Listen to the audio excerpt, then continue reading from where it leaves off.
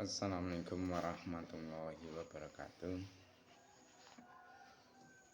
Mari sebelum kita memulai pelajaran, terlebih dahulu niat bersama-sama mencari ilmu.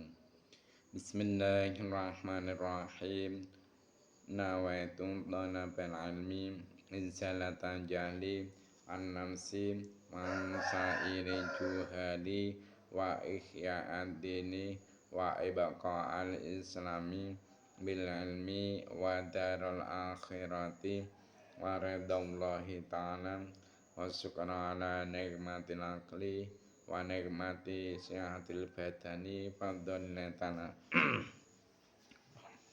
ila hadratina bil mustafa syedina Muhammadin sallallahu alaihi wasallam wa ala alihi wa ashabihi wa azwajihi wa dzurriyyatihi wa ahli baiti karaman khususan khasatan ila musannaf hadza kitab tasrul khalaq saya Hafidh Hasan al-Mas'udi wa jami' talamidi wa masyikhina wa masyikhina wa mu'alifi kutub alati ta'alamna wa alamna sallallahu ta'ala lahumul fatihah. A'udzu billahi minasy syaithanir rajim. Bismillahirrahmanirrahim. Alhamdulillahirabbil alamin. Arrahmanir rahim. Maliki yaumiddin. Iyyaka na'budu wa iyyaka nasta'in. Ihdinas siratal mustaqim. Siratal ladzina an'amta 'alaihim ghairil maghdubi 'alaihim waladdallin. Rabbi firli wa liwalidayya mu'minina amin.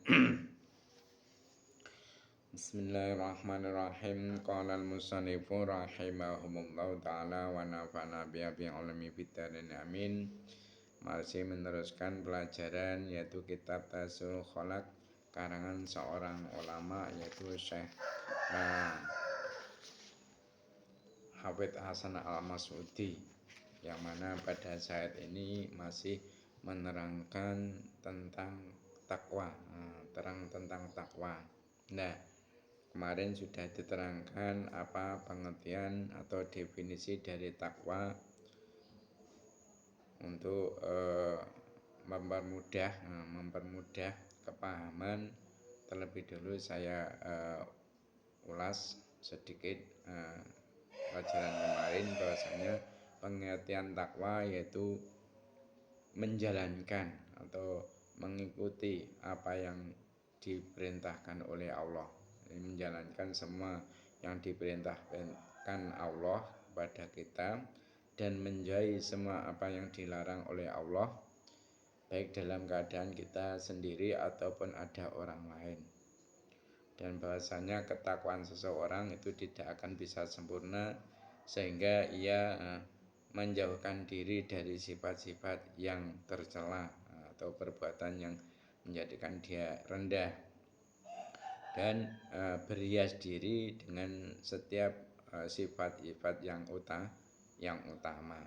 Nah, setelah kita tahu definisi dari takwa, kita harus tahu tip-tip atau cara-cara supaya kita ini mau bergerak, mau bangkit untuk melakukan semua perintahnya Allah dan menjauhi apa yang dilarang oleh Allah.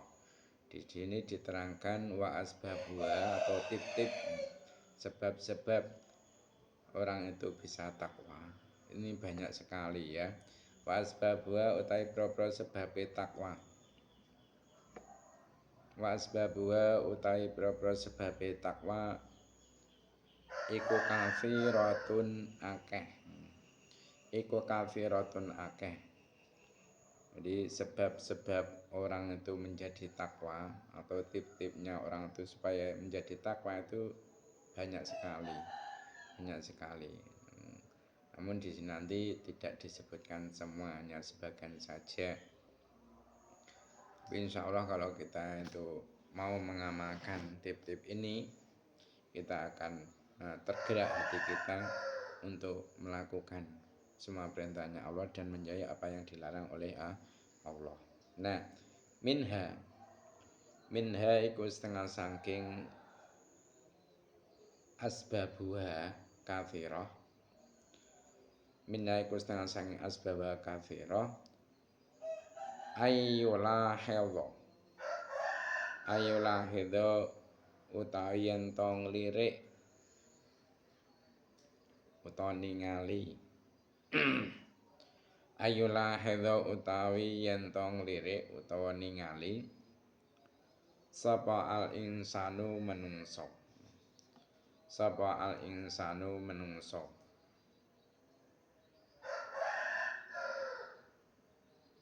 Sapa al insanu menungso.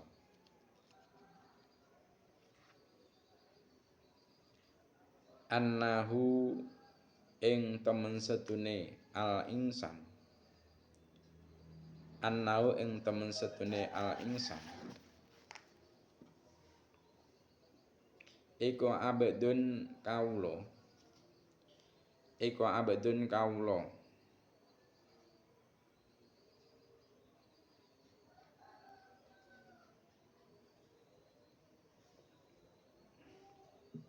Iku abdun kawula dzalilun kang asor. Dzalilun kang asor. Wa anna rabbahu.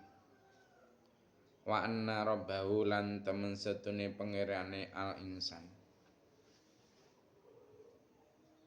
Wa anna rabbahu lan temen setune pangerane al insan iku qawiyun dzat kang kuat. Iku qawiyun dzat kang kuat. Azizun tur kang mulya. Azizun tur kang mulya. Walayam bagi lan ora sayuja. Walayam bagi lan ora sayuja lidzalili. Lidzalili kedhe wong kang asor. Lidzalili kedhe wong kang asor apa ayak sia. Apa ayak sia yen to duraka sapa zalil.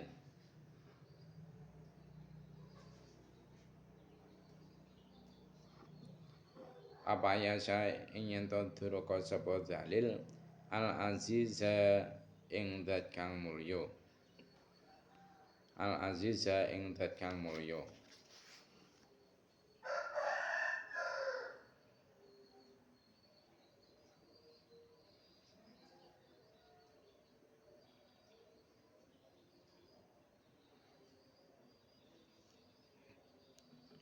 Li'anna nasyatahu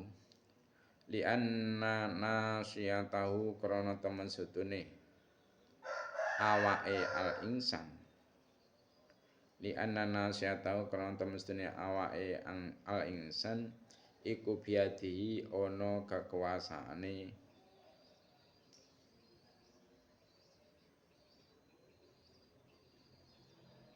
Aziz. Iku biadi ana kekuasaane Aziz. Nah, tip-tip atau sebab-sebab orang itu menjadi takwa itu banyak sekali. Cuma di sini insyaallah sebagian saja diterangkan. Pertama yaitu jika manusia ini memperhatikan bahwasanya dia itu hamba yang hina dan Tuhannya itu maha kuat dan perkasa, tentu tidak layak, tidak pantas bagi yang hina itu mendurhakai yang maha perkasa karena ubun-ubunnya atau dirinya itu dalam genggaman kekuasaan Allah. Jadi kalau kita perhatikan, ini termasuk manusia yang hina, manusia yang rendah. Kenapa? Kita perhatikan bahwasanya asal muasal kita itu dari air mani yang hina. Siapapun disuruh membeli air tersebut tidak akan mau. Jangankan untuk membeli, dikasih pun tidak akan mau. Nah, itu asa muasa kita. Nah, nanti setelah kita itu menjadi janin, setelah kita menjadi janin di dalam perut ibu kita, makanan kita tiada lain apa? Yaitu darah. Darah yang semestinya ketika ibu kita tidak mengandung, dia setiap bulan akan mengeluarkan darah haid. Nah, setelah mengandung, maka beliau tidak haid. Nah, darah yang semestinya dikeluarkan itu kita makan.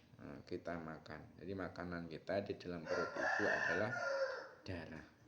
Darah termasuk juga sesuatu perkara yang hina, yang najis, gitu, yang najis. Nah, begitu juga ketika nanti kita sudah keluar dari kandungan sang ibu di alam dunia, kita apa yang kita keluarkan dari seluruh anggota tubuh kita sesuatu perkara yang menjijikkan. Contohnya kalau kita kenyangan, yang keluar dari jalur belakang kita yaitu kotoran. Kalau kita kebanyakan air di dalam perut, maka yang keluar dari jalan depan kita yaitu air seni, yang mana itu hukumnya najis dan menjijikkan. Begitu juga ketika kita tidur, yang keluar dari mata kita apa? Yaitu lubuk atau tampe. Semua itu menjijikkan. Begitu juga kalau kita bekerja di sawah atau di tempat-tempat yang panas, akhirnya kita keluar dari tubuh kita yaitu keringat yang banyak tidak sedap. Dan setiap hari kita selalu membawa kotoran. Dan kesimpulannya nanti pun kita setelah mati akan menjadi bangkai. Bahkan bangkainya manusia ini termasuk bangkai yang paling berbau yang tidak sedap, yang tidak enak dibanding dengan makhluk Allah yang lain, mungkin binatang. Ini dibanding dengan bangkai kita masih menyengat bau bangkai kita sebagai manusia. Dan juga kalau binatang umpama mati, itu dagingnya masih bisa dimanfaatkan untuk dikonsumsi. Sedangkan kita tidak bisa untuk dikonsumsi. Contohnya seperti hanya pindang, ikan pindang, ikan tongkol. Ini ketika sudah mati banyak orang yang mencari, bahkan mau membeli, bahkan berani berkorban untuk mendapatkannya. Berbeda dengan bangkai kita, tidak ada orang yang mau dikasih. Jadi kalau kita tahu bahwasanya kita ini termasuk makhluk yang hina, dan apapun yang menjadi kebutuhan kita tidak bisa untuk mencukupi diri kita sendiri. Tapi kita masih membutuhkan pertolongan orang lain, masih membutuhkan zat yang maha perkasa. Makanya kalau dilihat seperti itu, tidak layak bagi kita sebagai makhluk yang hina. Ini mendurhakai Allah yang maha kuasa dan maha mulia, yang mana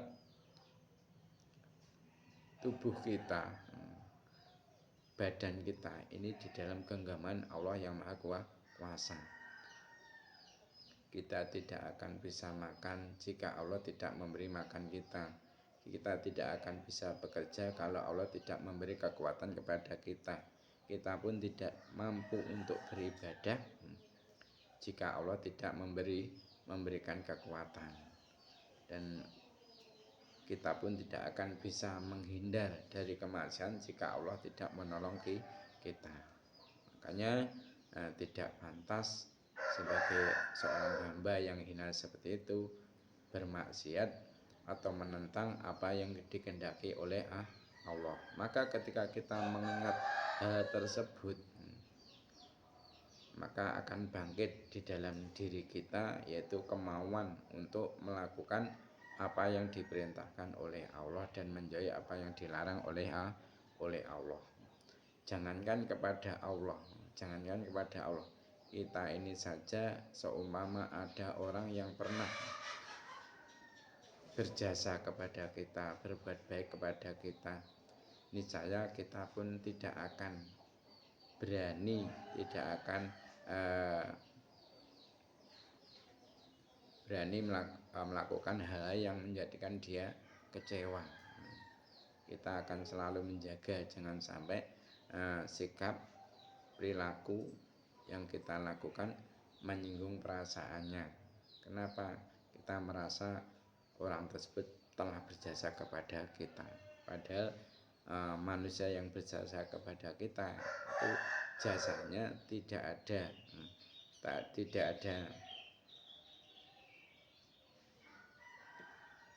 ada apanya, tidaklah sebanding dengan jasa Allah Subhanahu wa Ta'ala kepada kita. Kenapa?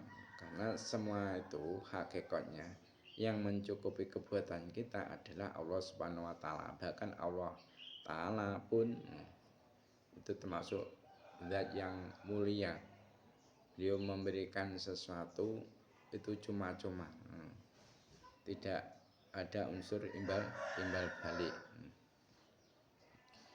Makanya usahakan selalu mengingat hal tersebut supaya di dalam diri kita bangkit semangat untuk menjalankan semua perintahnya Allah dan menjauhi apa yang dilarang oleh Allah. Wa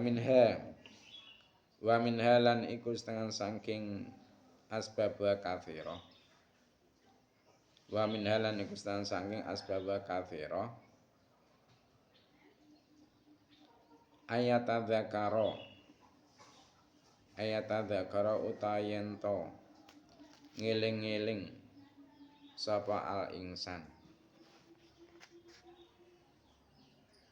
Ayatadzakara utayento ngiling-ngiling sapa al-insan ihsanallahi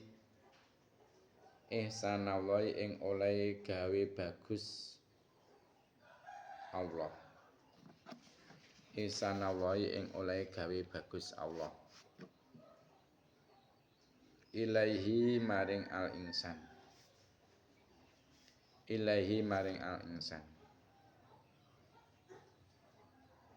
Fi jami'il ahwali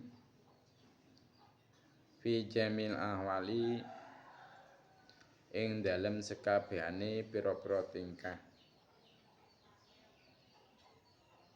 Fi jamil ahwali ing dalem sekabehane pira-pira tingkah. Waman utai sapane wong iku kana ana sapa man.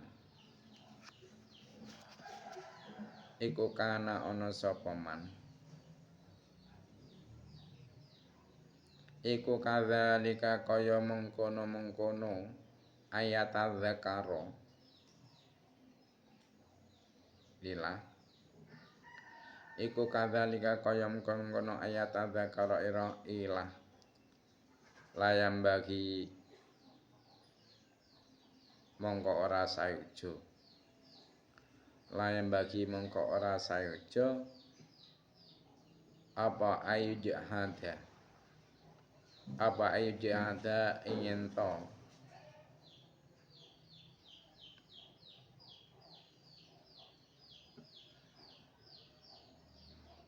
ngangasi sapa man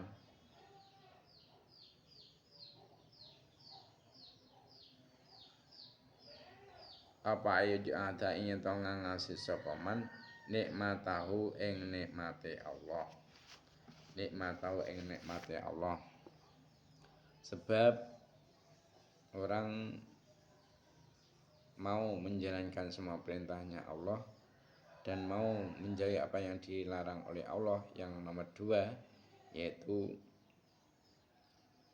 mengingat kebaikan Allah mengingat kebaikan Allah kepadanya dalam segala hal dan barang siapa yang ada demikian maksudnya barang siapa yang mau melakukan hal tersebut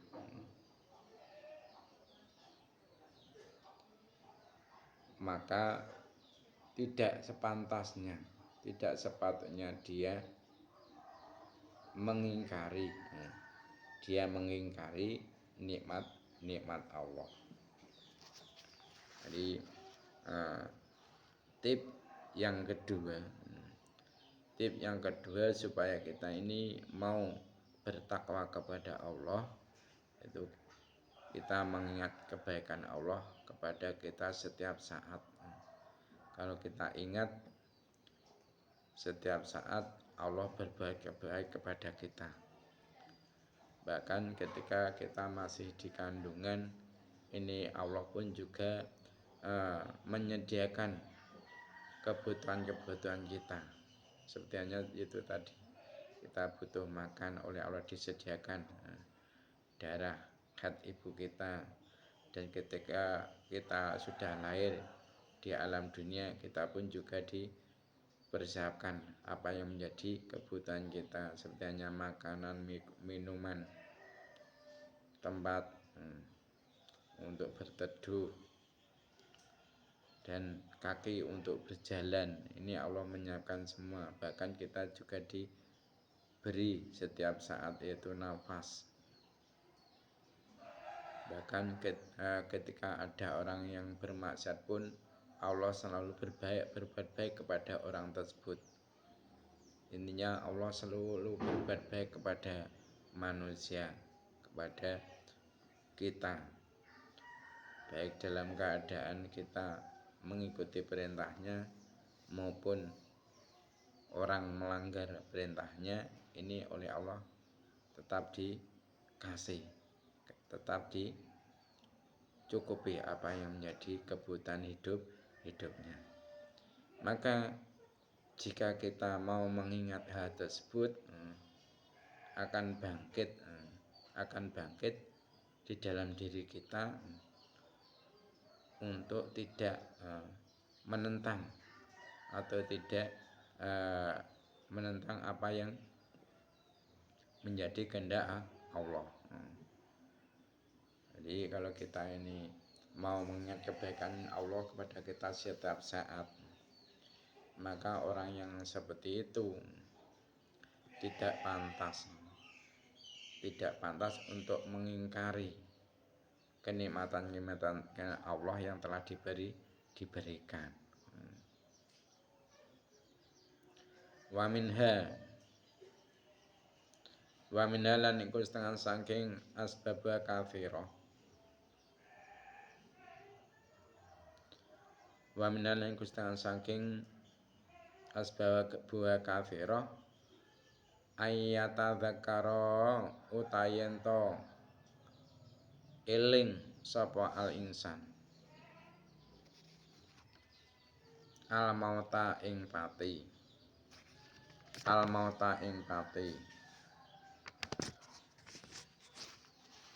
lianaman krana temestene wong alima kang ngerti sapa man annau ing temestune man Anau ing temestene man iku saya mutu bakal mati sapa man. Iku saya mutu bakal mati sapa man. Wa annahu lan temen sedene kelakuan. Wa annahu lan temen sedene kelakuan iku lesa ora ana. Iku lesa ora ana iku amamahu ana ngarepe man. Iku amamahu ana ngarepe man apa ila jannatu. Apa ila jannatu angin swarga. Apa ila jannatu angin swarga. Awin naru utawa neraka. Awin naru utawa neraka. Tasahu mongko gelemake. Tasahu mongko gelemake utawa nangekake ing man. Tasahu mongko gelemake utawa nangekake ing man apa zalika. Apa zalika mengkono-kono ayat dzakar maut. Apa zalika mengkono ayat dzakar maut. Ilal a'mali maring ilal a'mali sholihati maring nglakoni penggawe kang bagus. Ilal a'mali sholihati maring nglakoni penggawe kang bagus.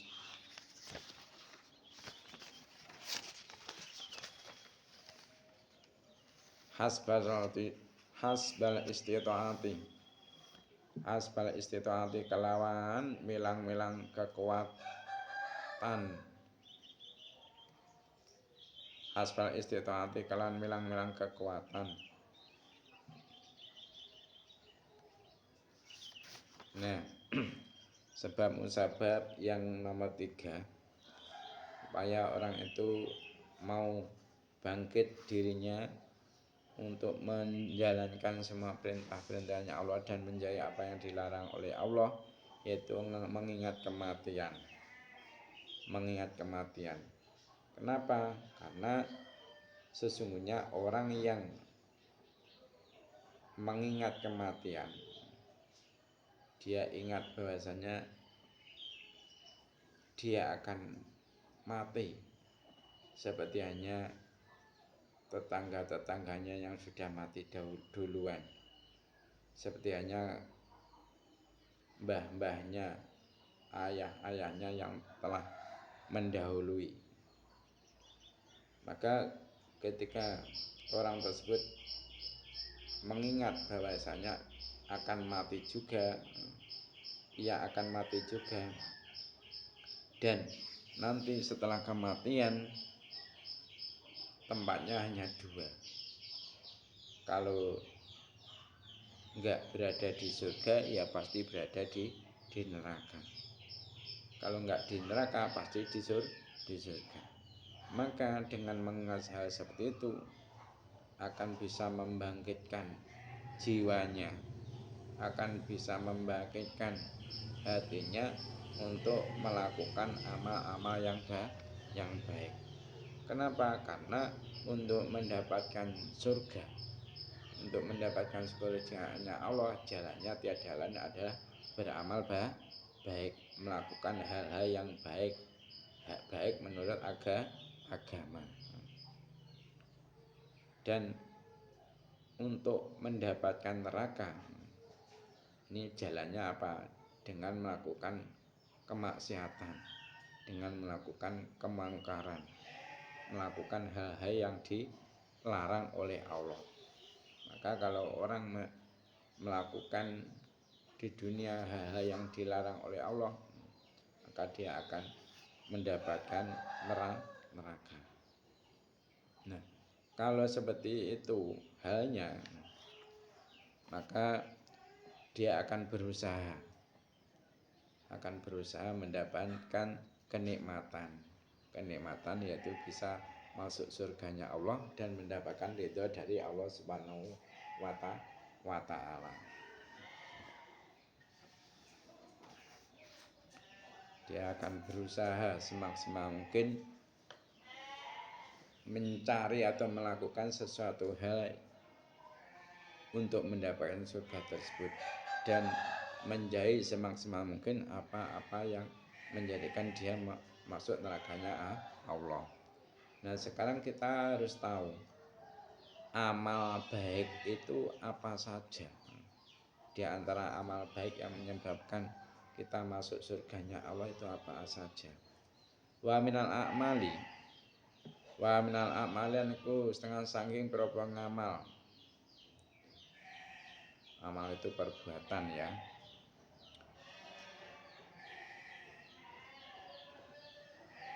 Wa minal a'mali niku setengah saking pira-pira amal as-sholihati kang bagus. As-sholihati kang bagus musa'adatul muslimina. Musa'adatul muslimina utawi nulung pira-pira wong Islam. Utawi nulung pira-pira wong Islam. Termasuk amal baik yaitu menolong sesama muslim. Jika sesama muslim itu ada yang kesulitan, ada yang kerepotan, ada yang membutuhkan bantuan, kita bantu. Maka bantuan kita, amal bantuan kita yang kita dasarkan yaitu mengikuti perintahnya Allah, ini akan bernilai pahala baik, yang mana buahnya akan bisa kita petik nanti di akhirat. Wa nadzaru lan ningali ilaihi maring muslimin bi'anil afi kelawan peninggal welas. Warahmatilan asih. Nah, termasuk amal soleh lagi, amal yang menjadi pelakunya akan dimasukkan surganya Allah, yaitu memandang kepada orang muslim dengan pandangan penuh belas kasihan. Kita bertemu dengan saudara muslim, apa yang kita ucapkan pertama yaitu memberikan salam, dan kita memandang dengan rasa belas kasihan. Kita perlihatkan keceriaan kita ketika ketemu mereka. Ini juga termasuk amal soleh. Khususan apa maneh? Idza sabaqa arikalane dingini. Khususan apa maneh? Idza sabaqa arikalane dingini minhum saking muslimin. Apa isanun gawe bagus. Ilaihi maring man. Jadi tadi termasuk amal-amal soleh yaitu membantu sesama muslim, baik membantu dengan tenaga, pikiran maupun harta, dan memandang mereka dengan pandangan yang penuh belas kasihan. Apalagi khususon idza sabaqa minhum ihsanu ilaihim, apalagi jika mereka ini telah berbuat baik duluan kepada kita, maka kita harus membalas kebaikannya dengan kebaikan juga.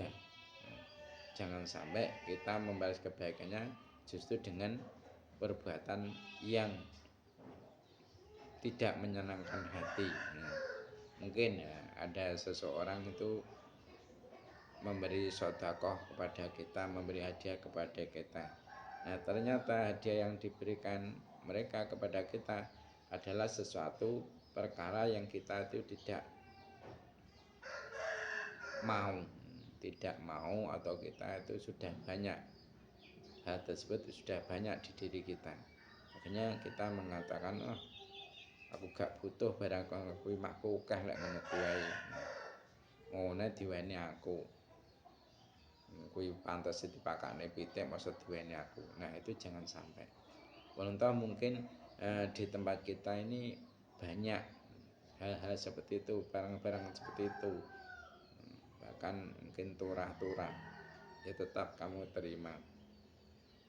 Tetap kamu terima. Karena apa? Menerima hadiah ini termasuk hukumnya sunnah, dan akan menjadikan orang yang memberi yaitu senang hatinya. Jadi apalagi kalau orang tersebut itu berbuat baik kepada kita, balaslah kebaikannya dengan kebaikan.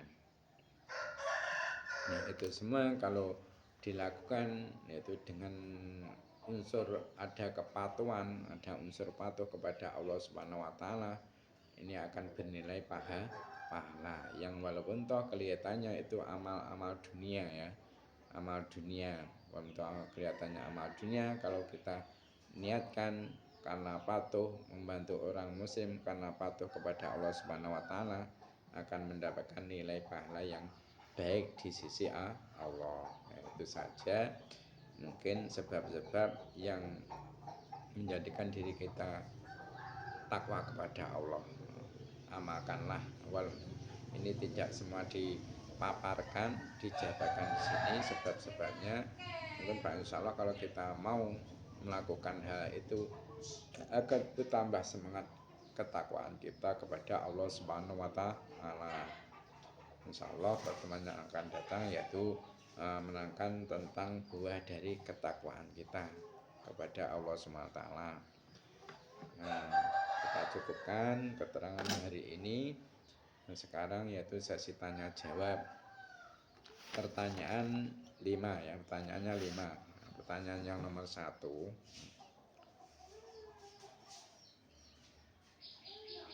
Pertanyaan nomor 1. Apakah sebab orang menjadi takwa yang nomor 1 yang diterangkan dalam kitab Taisirul Khalaq?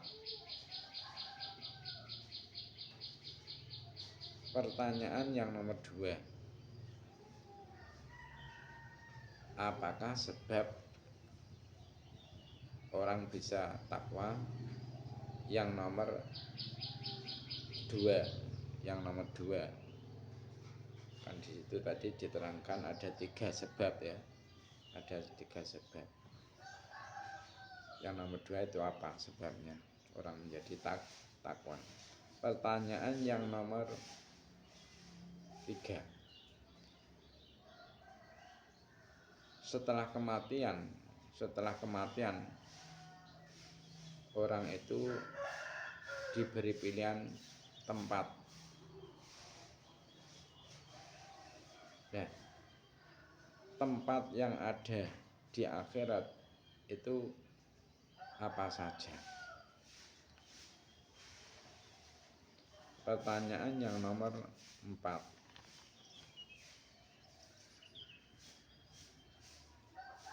Menolong sesama muslim ini termasuk amal apa?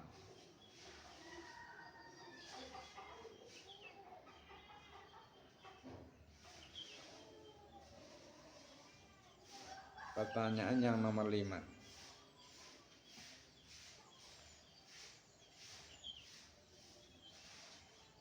Supaya